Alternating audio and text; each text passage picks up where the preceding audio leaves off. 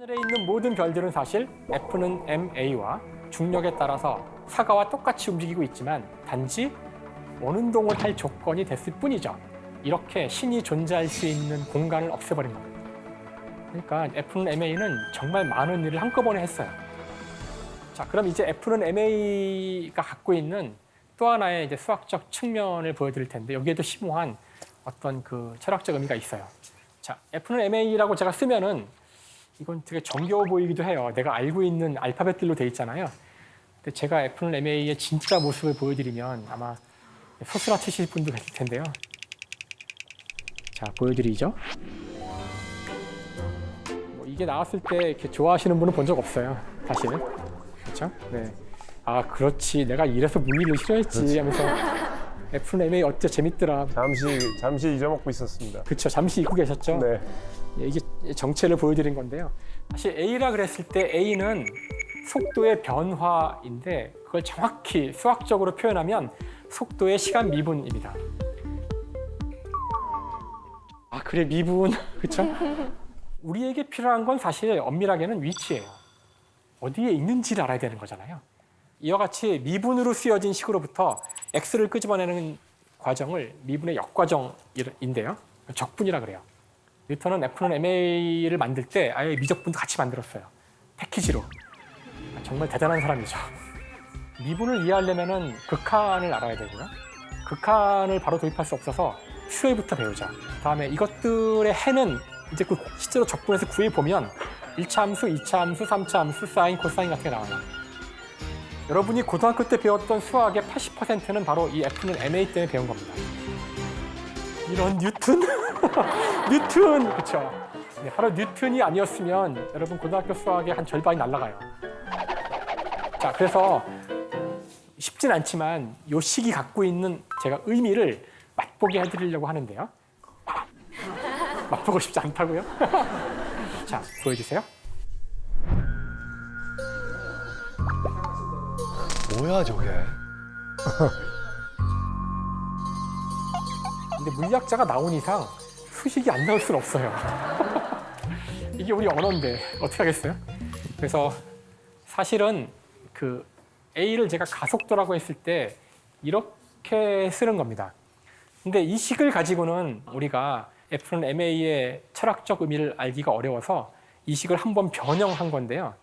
바로 이 식이 뭘 뜻하냐면은 0초일 때의 속도를 알면 1초일 때를 알게 된다는 뜻이죠. 따라서 1초일 때 알면 2초 알고 2초일 때 알면 3초 알고 점점점점. 이걸 이제 고등학생들은 이걸 점화식이라고 그러고요. 다음에 컴퓨터 사이언스 하시는 분들은 이걸 알고리즘이라 그래요. 무슨 말이냐면은 F는 ma에 들어있는 진정한 뜻이 뭐냐면 어느 한순간 물체의 위치와 속도를 알면 그 다음 순간이 이런 알고리즘에 따라 자동으로 결정된다는 거죠. 이 자동으로 결정되는 걸 한꺼번에 하는 걸 적분이라 그래요.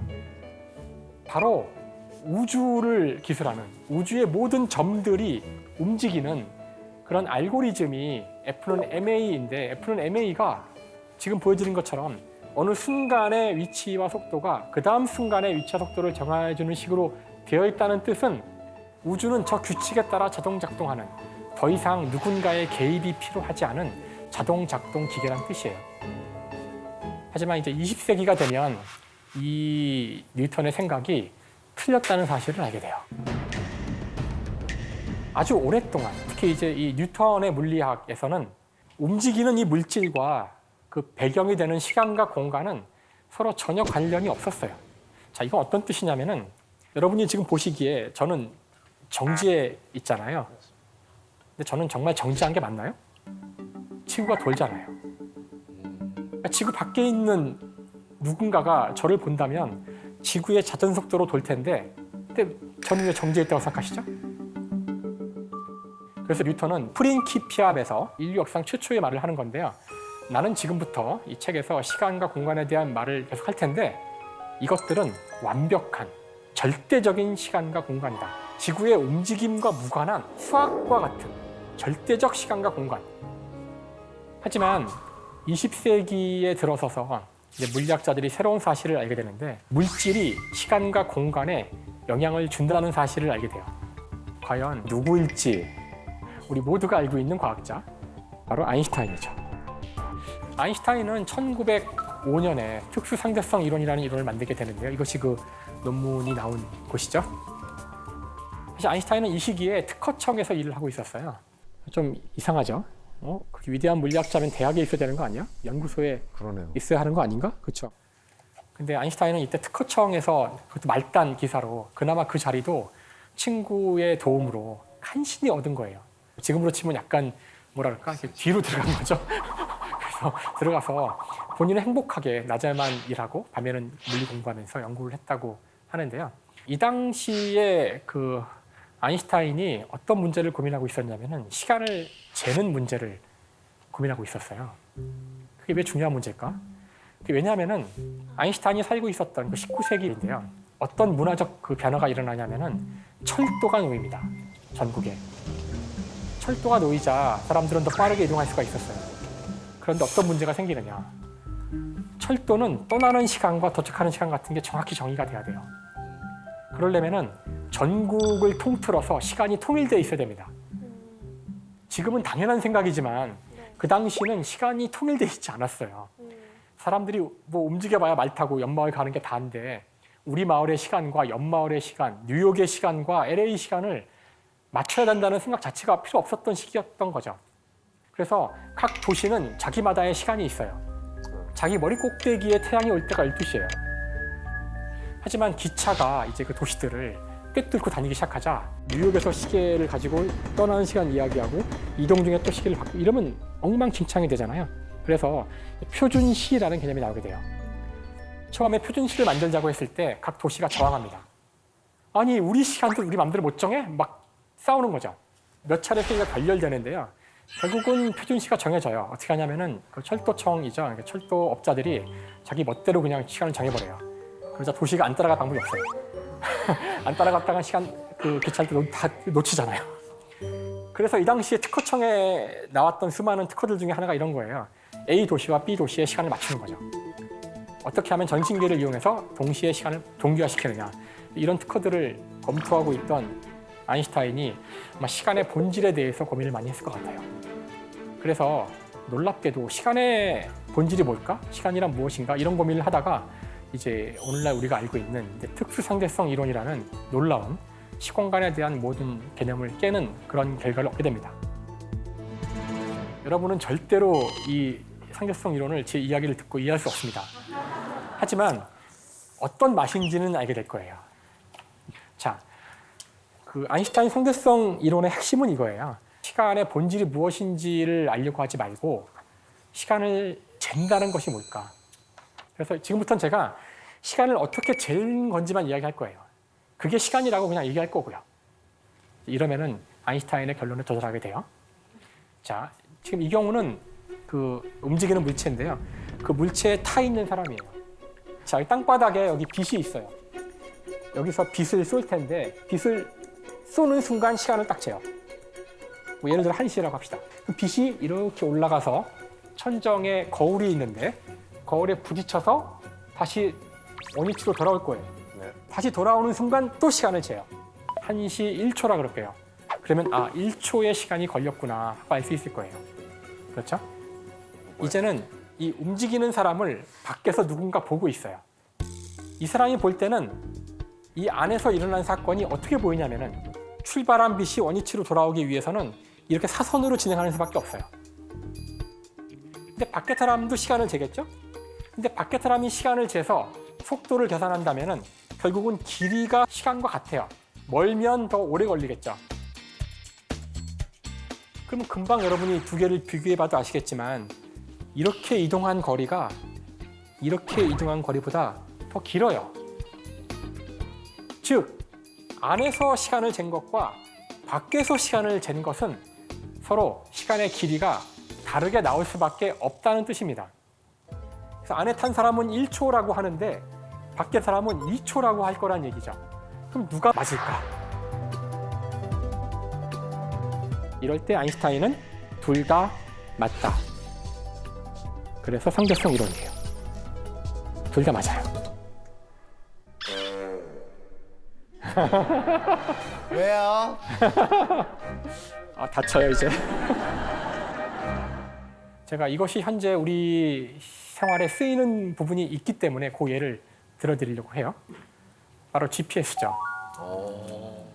GPS가 여러분의 위치를 알려주는 방식은 삼각 측량 방식을 사용하는 거예요.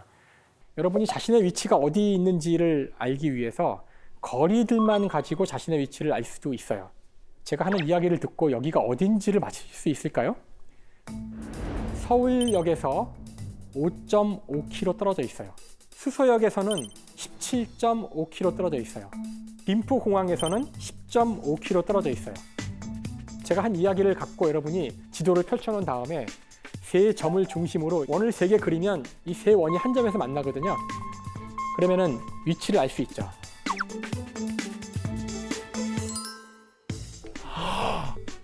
바로 이 그림이 그걸 보여주고 있어요. 대박이다. 그거를 3차원 공간에서 하면 돼요. 그러니까 인공위성을 띄워놓고 이 각각에서 거리를 알 수만 있으면, 자동차가 거리만 알면 이 정보를 활용해서 자신의 위치를 딱 잡아낼 수가 있죠.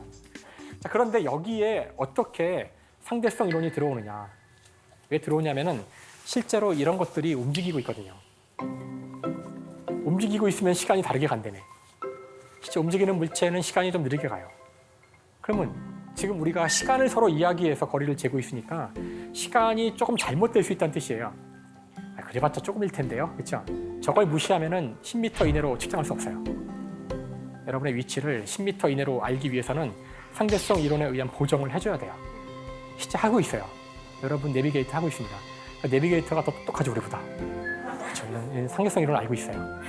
사실 그 자신의 위치를 정확히 아는 것은 여러분이 운전할 때만 중요한 것이 아니라 그 전쟁에서도 굉장히 중요해요. 아까도 그 좌표를 알 때 미사일 쏘는 것도 그렇지만 자신의 위치를 정확히 아는 것 또는 적의 위치를 정확히 아는 것 굉장히 중요한데요. 적의 위치를 정확히 알고자 하는 노력이 뭐 역사에서 많이 있었지만 이것이야말로 극적인 변화를 주었던 것인데요. 이거는 그 라디오파를 사용해서 2차 세계대전 때 영국이 독일 그 전투기 또는 폭격기들이 영국을 침공하러 올 때 위치를 정확히 파악했던 시스템입니다. 바로 레이더죠, 레이더. 레이더라는 시스템이에요. 이 존재를 몰랐던 독일군은 이상하게 호위 전투기가 돌아간 직후에 영국군이 확 나타나요. 처음에는 재수가 되게 없구나. 근데 그 이후에 줄곧 이런 일이 벌어지면서 영국 폭격 작전이 실패를 하게 돼요. 이때 성공을 했으면 결국 영국도 독일에 침공받았을지 모릅니다. 그러면 세계 역사는 다르게 움직였겠죠. 이 당시 또 하나 중요했던 그 전투 중에 하나가 대서양 전투예요. 영국은 섬나라니까 영국은 외부에서 물자를 갖고 오지 않으면 살 수가 없는 나라예요.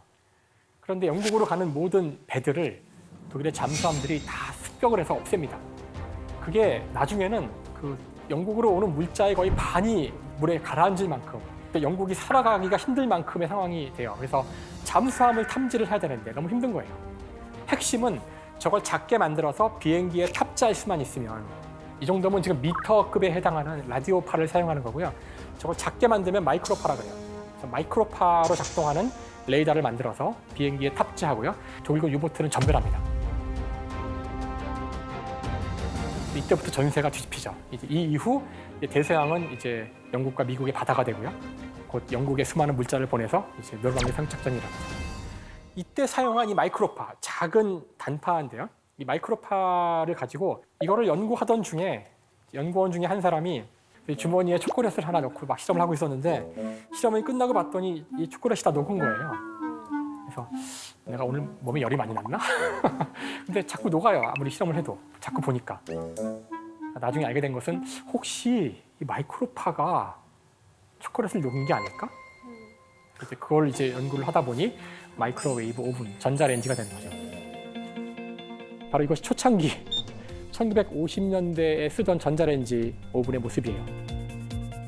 그래서 물리에 대한 이야기를 쭉 해봤는데요. 복잡한 수식이나 아니면 이해할 수 없는 이론이 아니라 바로 우리 인류가 오랫동안 알고 싶어 했던 이 세상은 무엇으로 되어 있고 어떻게 굴러가는가에 대한 바로 답입니다. 그것을 알아냈던 인류의 위대한 여정과 호기심의 역사를 여러분들이 잃어버린 거예요. 혹시 물리에 대한 안 좋은 추억이 있었다면 오늘 이후라도 물리를 사랑하지는 않을지라도 미워하지 않는 그런 기회가 됐으면 하는 마음에 오늘 강의를 마치겠습니다. 예, 감사합니다.